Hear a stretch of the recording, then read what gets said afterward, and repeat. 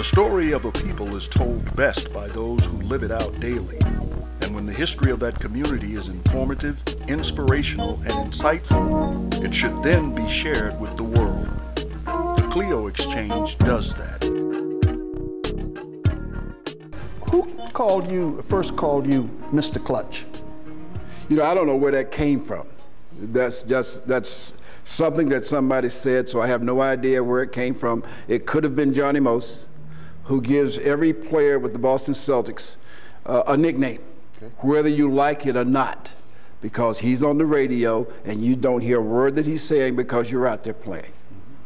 And growing up in North Carolina, did you envision yourself at some point getting into the NBA? No, I'm going all the way back to. No, I never.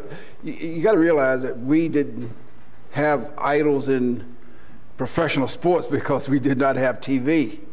We had Joe Louis because everyone listened to the radio, and that was our idols when we were growing up. And our people that we watched and never knew much about him was my grandmother and grandfather, my mama. They used to tell me about Amos and Andy because they listened to the radio, and this is where we got everything from. But there was no TV, and you know it could have been a blessing in disguise because we could study. We didn't have that taken away from our books and the knowledge that you see when I go to family reunion. We've had family reunions for almost 40 years. And we always have this older person who never let you forget about the history. In Laurinburg, North Carolina, we did not have a school. Not a school, no.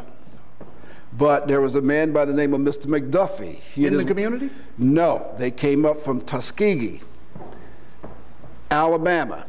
And they built a school for Negroes. And that's just what they call it, a school for Negroes. Now, it was called Laurinburg Institute, which meant that it was a boarding school.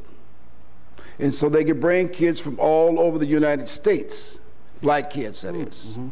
But because we lived in that city, that's where we went to school. So there was, I mean, I've heard there was not a public traveling school. Preachers, but traveling teachers?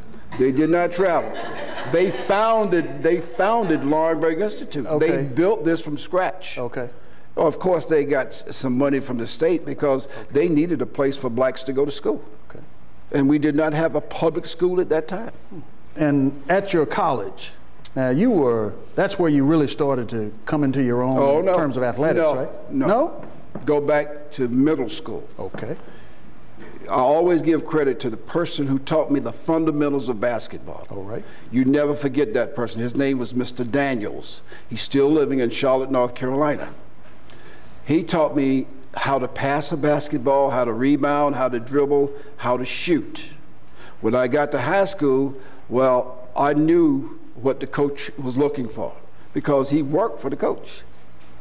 And so the system was the same in middle schools as it was in high school. We won 4 state championships. And we were a very small school, but we played the bigger schools. So when I got to college, I was ready. Truthfully, I was ready because of the fact we had played the best. Now, when you made it to North Carolina Central or North Carolina College, what was your greatest concern as an athlete?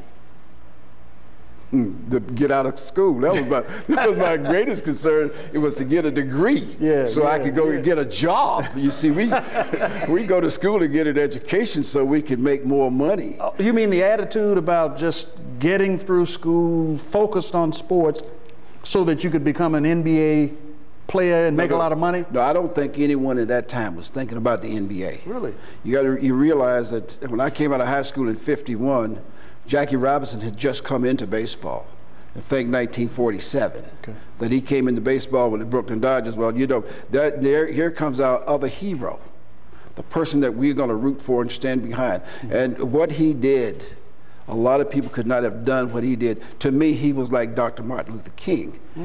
Even though he didn't want to be, he turned the other cheek.